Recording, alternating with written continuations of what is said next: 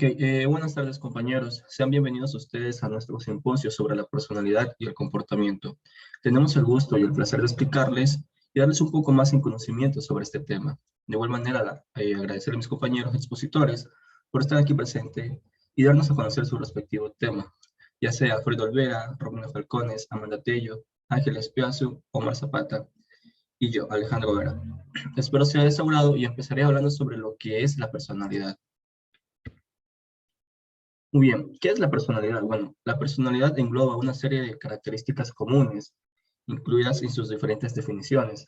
Se trata de un constructo hipotético, inferido de la observación de la conducta. Es decir, pensamos que una persona X se va a comportar de una manera X, porque así es su personalidad, o forma porque así es ella. Dicho constructo no implica connotaciones de valor, sino más bien recoge una serie de elementos relativamente estables y consiste en el tiempo, llamados rasgos. Además, incluye otros elementos como cogniciones, motivaciones y estados afectivos. La personalidad abarca tanto la conducta manifiesta como la experiencia privada de la persona, ya sea sus pensamientos, deseos, necesidades y recuerdos. Se trata de algo distintivo, propio de cada persona, pues aunque existan algunos tipos de personalidad, lo cierto es que cada persona es única, como también lo es su personalidad. Ya, como definición de la personalidad, bueno, existen muchas definiciones de personalidad, y esta es una de las más completas que fue hecha por Bermúdez en 1996, que define a la personalidad como una organización relativamente estable de características estructurales y funcionales, innatas y adquiridas, bajo las especiales condiciones de su desarrollo, que conforman el equipo peculiar y definitorio de conducta con cada individuo afronta las distintas situaciones.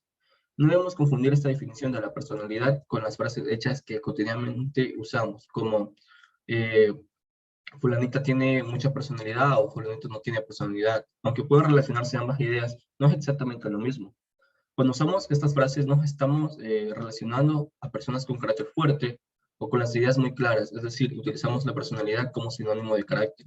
Incluso si materializáramos más aún, veríamos que el carácter es un constructo más biológico o innato. Sería como la manera en la que una persona reacciona habitualmente frente a una situación. Muy bien. Es decir, atribuimos no tener personalidad a la falta de ciertas características que no siempre tienen que tener una persona para que sigamos considerando que tiene una personalidad u otra. Todo esto forma parte del lenguaje común o de las expresiones verbales. No podemos considerarlo erróneo, propiamente dicho, pero sí que es cierto que no coincide con el concepto de personalidad que aquí estamos describiendo. Así vemos como la personalidad en realidad es mucho más que tener o no carácter.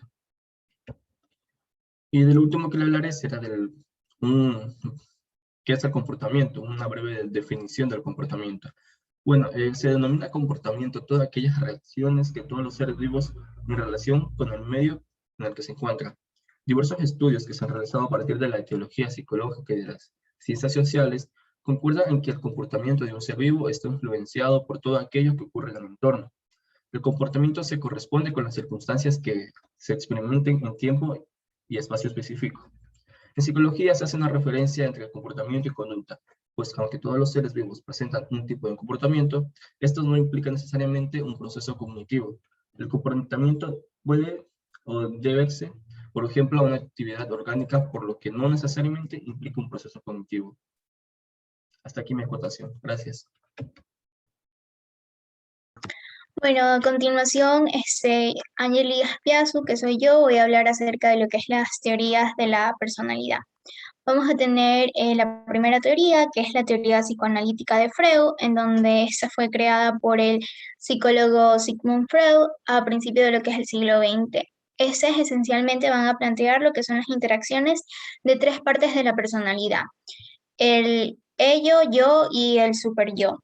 El ello es la parte de la personalidad que va a buscar la satisfacción inmediata, mientras que el yo es la parte que simplemente va a intentar satisfacer las demandas del yo de forma realista. El superyo va a incluir aspectos tanto morales como sociales y van a estar influenciados por los patrones parentales.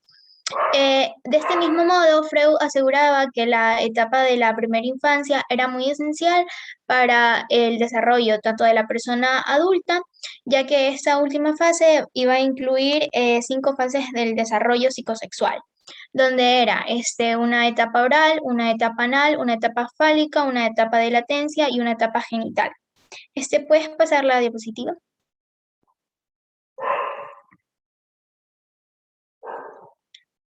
Ya, en la etapa oral, esta se expresa en los primeros 18 meses de vida, ya que el bebé va a intentar explorar lo que es el mundo a través de la boca.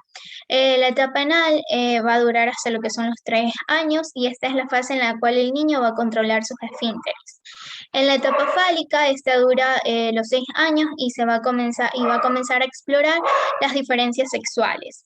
En una etapa de latencia dura hasta lo que es la adolescencia y se caracteriza por el desarrollo del sentido del pudor. En la etapa genital, esta se va a referir a lo que son los cambios tanto físicos como psicológicos de la adolescencia y esta ya va a terminar con la adultez. El objetivo del psicoanalista debía ser ayudado por lo que es el individuo a conocerse a sí mismo y de igual forma guiarlo para encontrar lo que es la libertad personal. La siguiente diapositiva, por favor. En lo que es la teoría de la personalidad de Cattell, esta quizás es una de las teorías de la personalidad más conocida. Esta es propuesta por el psicólogo británico Raymond Cassel, en la cual tiene muchos puntos de encuentro con lo que es de Alport. Aquí va a plantear que la personalidad consiste en función de un conjunto de rasgos, ya sean comprendidos en lo que son con tendencias a reaccionar de una determinada manera. Estos rasgos pueden ser temperamentales, del cómo actuar, dinámicos, del por qué actuar, o actitudinales, de qué se necesita para actuar. De este modo, Cattell desarrolló los factores primarios de lo que son la personalidad, que en realidad son 16. Estos se miden con el célebre test de personalidad 16PF, que van a ser lo que son la afectividad, la inteligencia, la estabilidad del yo, la impulsividad, el atrevimiento, la sensibilidad, la suspicacia, etc. La siguiente diapositiva. Vamos a encontrar también lo que es la teoría de la personalidad de Eysenck. Ese es un psicólogo inglés donde su teoría estaba centrada en lo que es lo biológico, donde tiene una explicación de las motivaciones de la personalidad en base a lo que son los elementos internos del organismo. Aquí va a determinar 3 factores centrales para definir la personalidad. El psicoticismo, que es una tendencia a actuar con dureza, que va a depender de lo que es la activación del sistema de activación reticular ascendente. El neurositismo, que es una estabilidad de las emociones, donde va a depender bastante de lo que es el sistema límbico. O una introversión o extraversión, con una tendencia a localizarse en lo que es el mundo interno o externo. Se vincula a los niveles de andrógenos y neurotransmisores como lo son la dopamina o la serotonina. La siguiente diapositiva, por favor. Y por último, la teoría de la personalidad de Costa-Macre. Aquí este es conocido como el modelo de los 5 grandes. Esta teoría va a proponer la existencia de 5 factores alternativos de la personalidad. Estos van a ser rasgos en los cuales se van a fundamentar. Vamos a tener el primer rasgo, la extraversión o introversión, donde la alta o baja sociabilidad y tendencia al disfrute de la compañía de los demás. Una apertura a la experiencia, donde la imaginación activa, lo que es la sensibilidad estética o el atrevimiento vital, van a llevar de conductas más convencionales y familiares por la otra. La responsabilidad, donde el grado de compromiso y autocontrol del individuo, no solo ante sus impulsos, sino también ante la planificación, la ejecución y la organización de las tareas. La amabilidad y el egocentrismo, donde se va a considerar también lo que es la cordialidad o la afabilidad. Estos van a representar empatía y un grado de conexión emocional con los demás, aunque su grado opuesto está la competitividad y el escepticismo. Y por último, el neuroticismo o la inestabilidad emocional. Este se trata del afán de control o de orden de los individuos, es decir, la capacidad para dejar estar las cosas. Estos altos niveles de neuroticismo se traducen como en ansiedad, en hostilidad, depresión o vulnerabilidad. Muchas gracias. A continuación, voy a seguir el tema con lo que son los 8 tipos de personalidad según la teoría de Jung. Ya, Jung dividió los tipos de personalidad en introvertidos y en extrovertidos. Desde esto construyó los tipos de personalidad. Según el psicólogo y psiquiatra, los introvertidos son tímidos, dirigen su atención hacia sus propios estados internos y a menudo se les dificulta estar en compañía, mientras que la personalidad extrovertida se caracteriza por la estimulación a lo que ocurre alrededor. Son sociables, les gusta estar con gente, no se sienten incómodos ante situaciones sociales desafiantes. Y desde estas premisas, Jung constituyó 8 tipos de personalidades. Tenemos la primera, que es el pensamiento introvertido. Le interesa más las ideas que los hechos, estar en su realidad interior antes que las demás personas, es decir, están mucho más enfocados en sus propios pensamientos que en lo que ocurre en el mundo exterior. Le gustan los pensamientos abstractos, las reflexiones y los desafíos teóricos, como los que presenta, por ejemplo, la filosofía. Siguiente diapositiva, por favor. Tenemos la segunda personalidad, que es el sentimental introvertido. Al ser de tipo introvertidos, son poco habladores, pero a la vez pueden ser simpáticas y empáticas, y pueden tener cierta facilidad para crear vínculos afectivos con un círculo pequeño, aunque no demuestran su apego.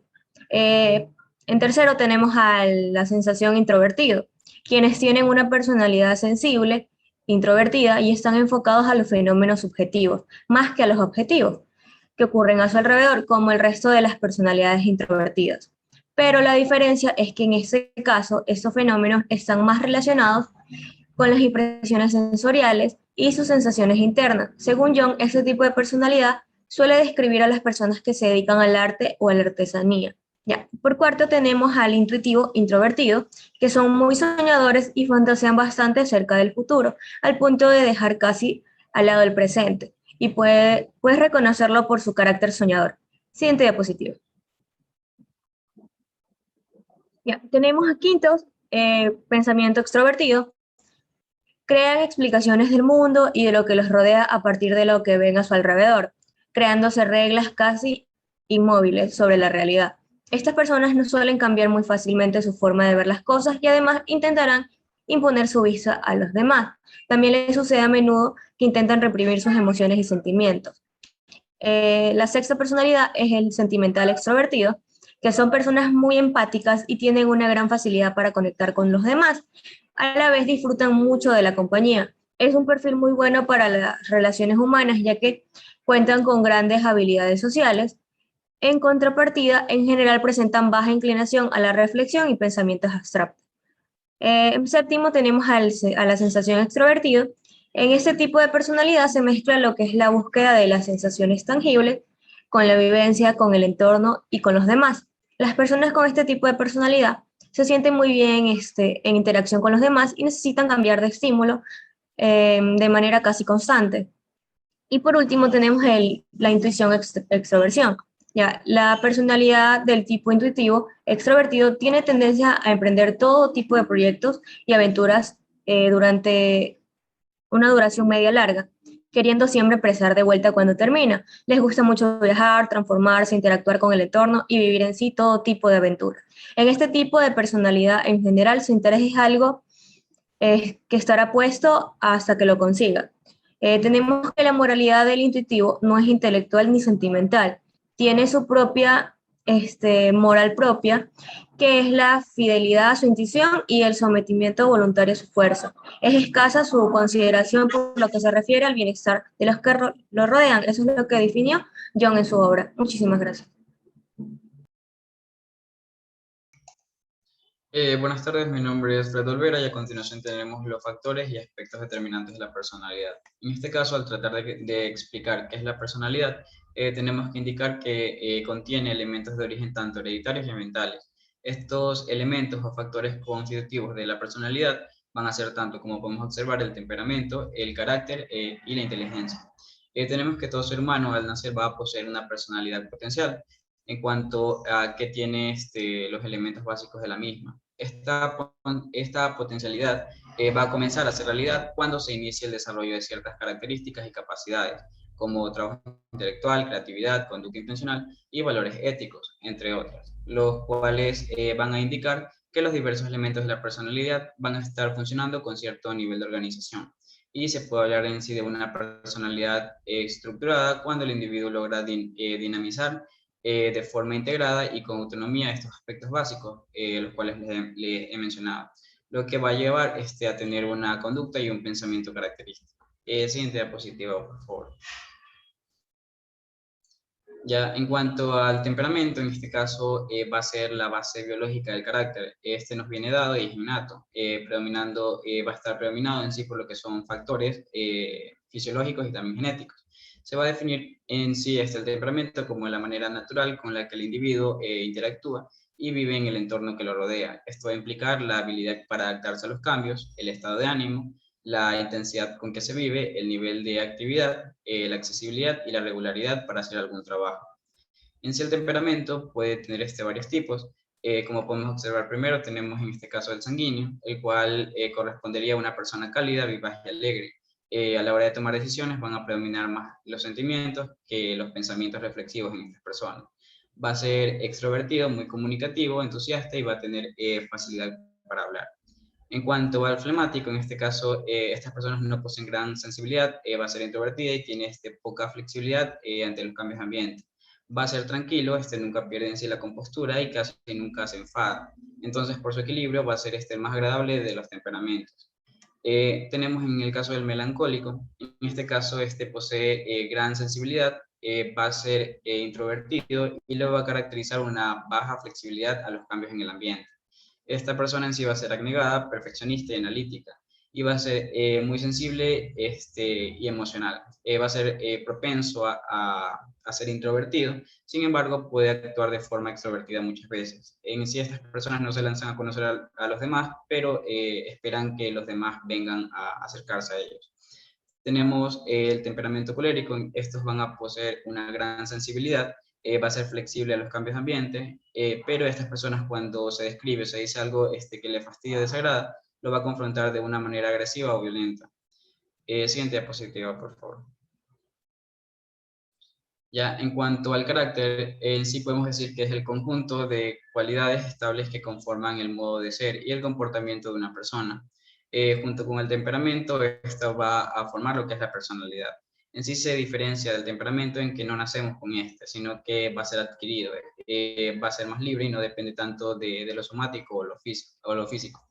En este caso, se puede afirmar que somos más responsables de nuestro carácter que de nuestro temperamento, porque en este caso lo estaríamos adquiriendo. No va a estar ligado a factores genéticos, sino educativos y culturales. Entonces, por tanto, esto se lo puede educar, guiado tanto por la inteligencia y la voluntad de la persona, es decir, que puede ser modificado con un trabajo personal.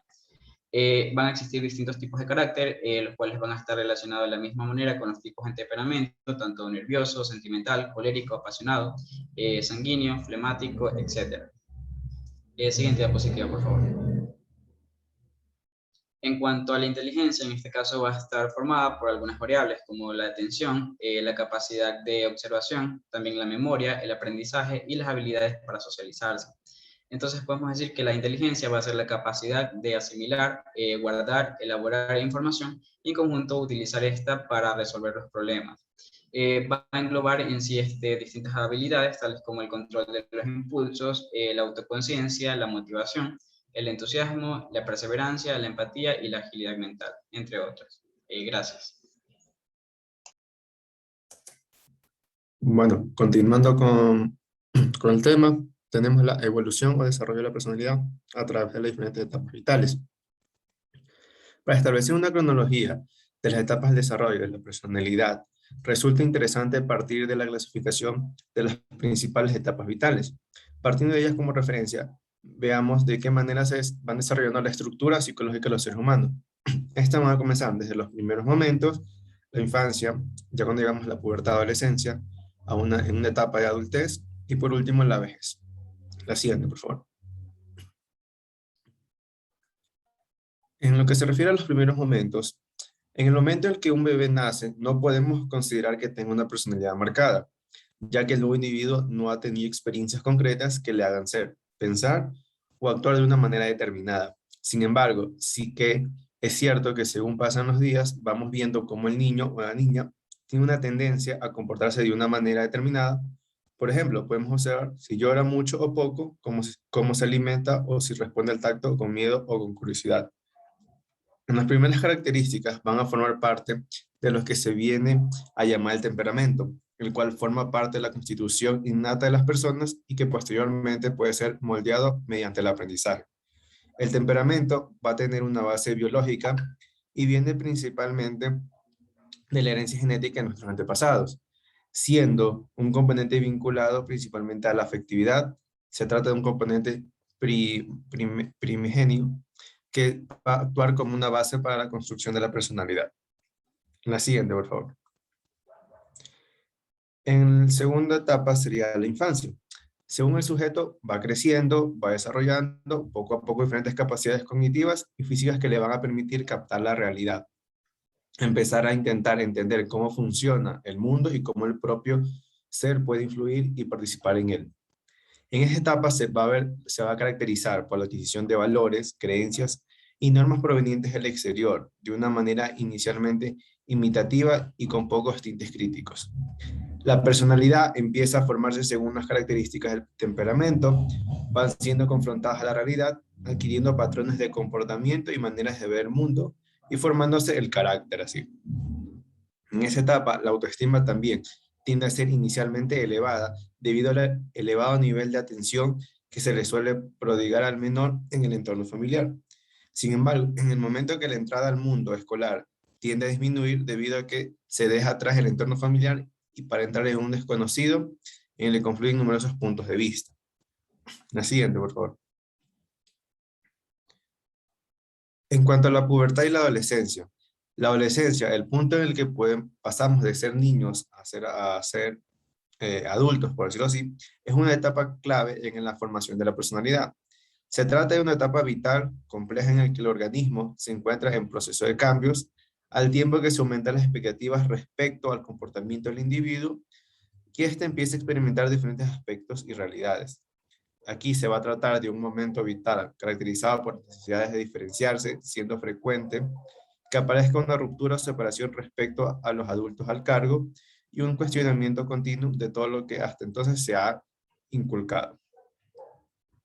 También se va a aumentar el número de entornos en el que la persona participa, así como el número de personas con las que va a interactuar, proporcionando junto a los cambios hormonales y el aumento en la capacidad de abstracción propia de la moderación cognitiva. Hará que experimente diferentes roles que le enseñarán qué le gusta y qué no, qué va a esperar de ella o qué no esperar de la vida. Se da una potenciación de la búsqueda de la vinculación social y aparecen las primeras relaciones. El adolescente busca una identidad propia a la que ves con un sentimiento de pertenencia al entorno social, intentando insertarse como parte de la comunidad y del mundo. En esta etapa, la autoestima tiende a variar producto de las inseguridades y los descubrimientos propios de la adolescencia. A través de la experimentación, el adolescente va a ir probando diferentes maneras de la vida, quedándose introyectando algunos aspectos y variando otros. Se busca una identidad propia y la busca con el tiempo cristaliza en una personalidad diferenciada. En la siguiente. La penúltima etapa de la vida sería la adultez. Aquí se va a considerar que es a partir de la adolescencia cuando podemos hablar de personalidad propiamente dicha, habiéndose forjado ya un patrón relativamente estable de conducta, emoción y pensamiento. Esta personalidad va a variar a lo largo de la vida, pero a grandes rasgos la estructura va a ser semejante, salvo que suceda algún acontecimiento muy relevante para que el sujeto que le empuje a realizar cambios de manera de visualizar el mundo. En relación a otras etapas vitales, la autoestima tiende a subir y en general el autoconcepto del adulto tiende a intentar acercar su yo real con el ideal, porque la timidez disminuye en caso de haber sido elevada anteriormente. Como consecuencia, deja de tener tanta importancia lo que los demás opinen de uno mismo y puede llevarse a cabo actividades en que etapas anteriormente darían vergüenza. Y por último, en la siguiente diapositiva. La siguiente. Por último, la última etapa sería la vejez. Aquí, si bien en general la personalidad sigue siendo estable, la llegada a la vejez supone la progresiva vivencia de situaciones como la pérdida de habilidades, actividad laboral y seres queridos, cosa que puede afectar en gran medida a nuestra forma de relacionarnos con el mundo. Aquí se va a registrar una tendencia a la disminución de la extraversión y de la autoestima. Muchas gracias.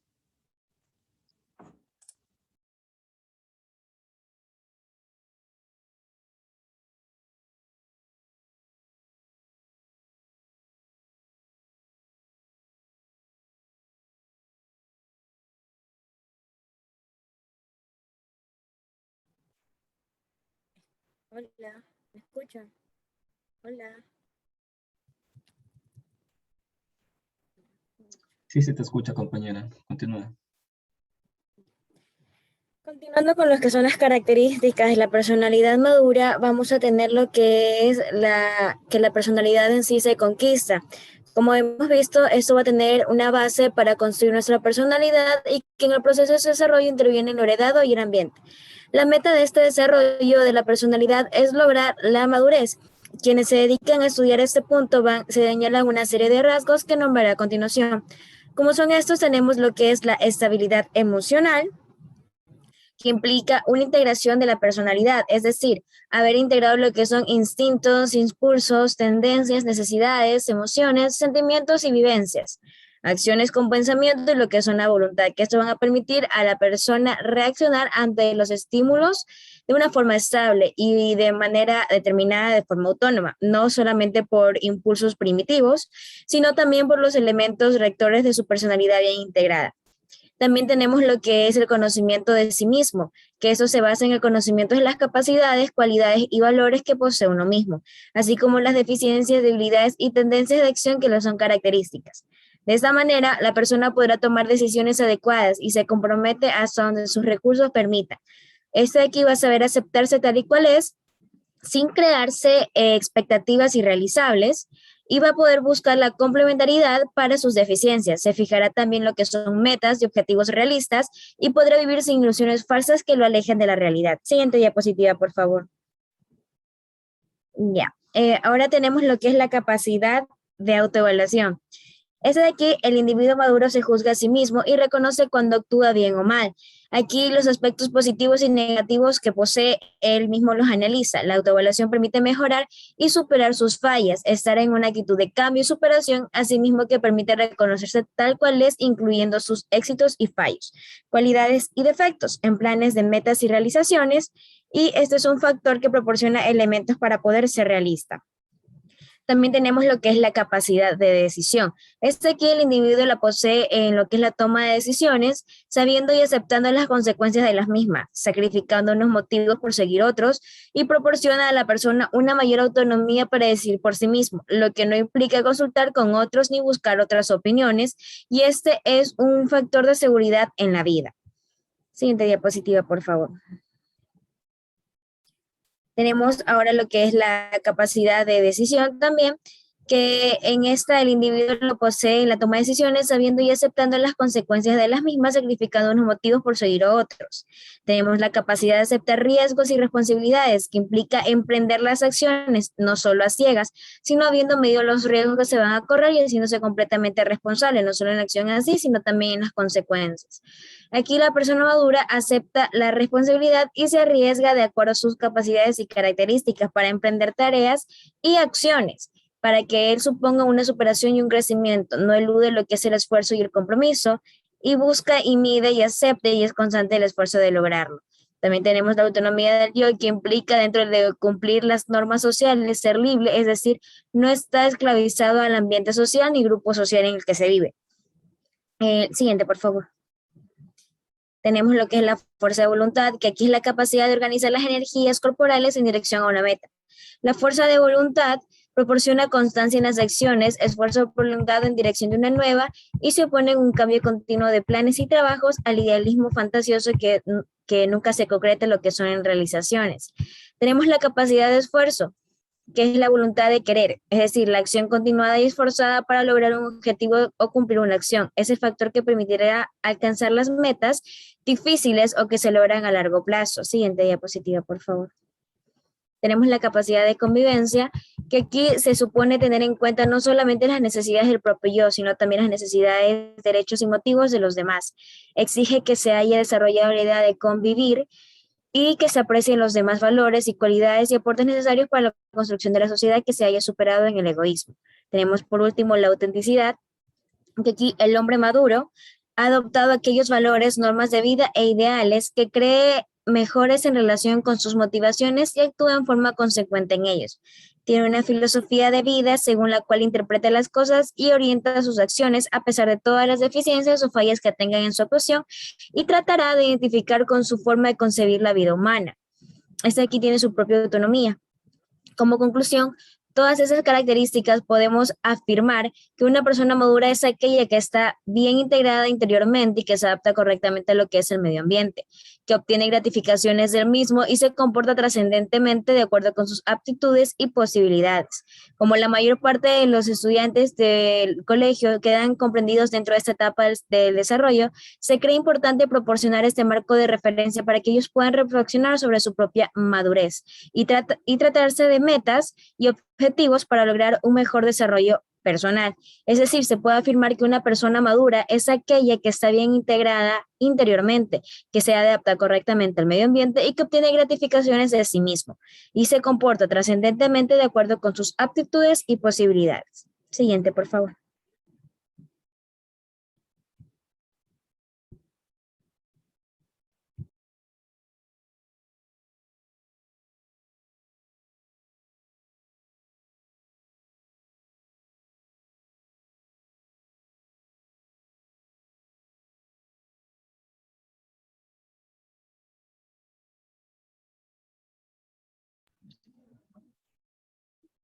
Bueno, a continuación tenemos lo que es el caso clínico del trastorno de la personalidad. Voy a dar lo que es el motivo de consulta. Tenemos que un paciente, hombre de 30 años, fue llevado a la sala de emergencia de psiquiatría por un asistente social. Le había llamado en medio de la noche para decirle que no podía más, que había llorado y hablado de suicidio. La asistente social le explicó que su paciente vivía solo, que ella no se sentía capaz de ayudarlo y que su psicoterapeuta estaba de vacaciones.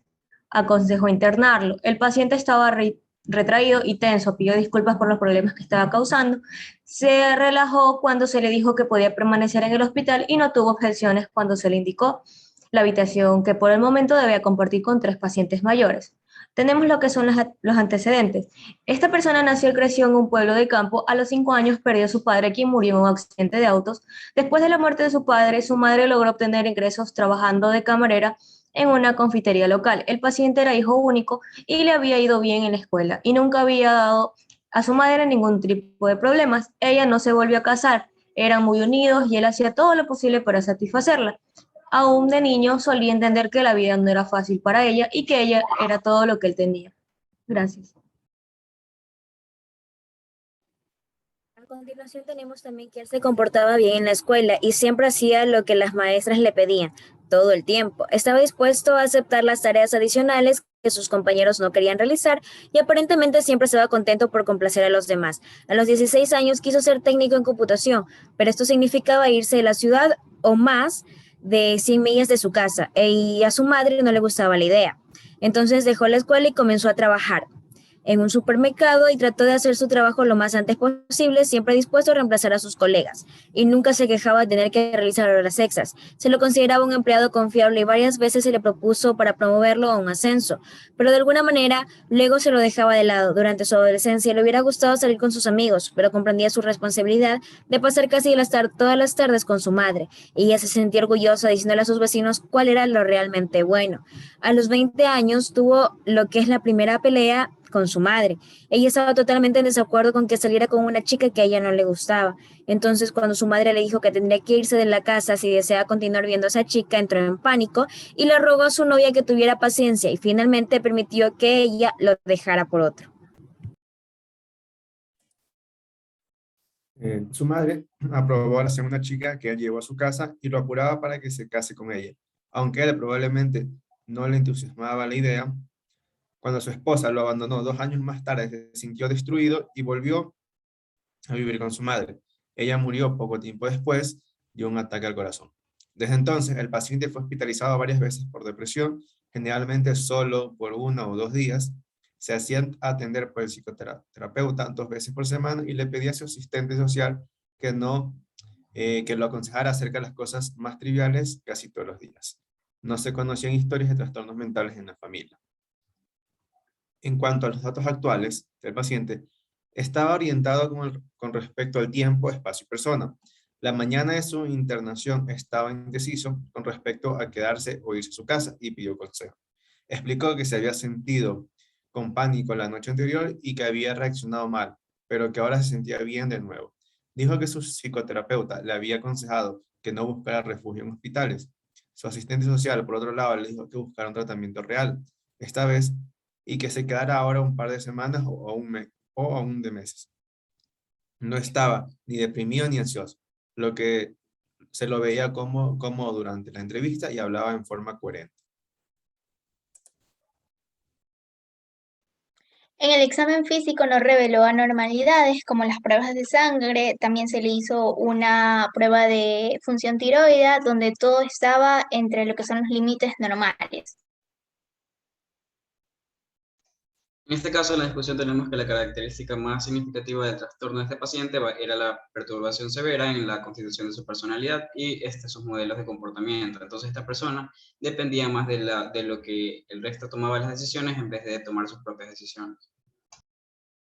Y muy bien, como parte del diagnóstico tenemos que estamos hablando sobre un trastorno dependiente de la personalidad.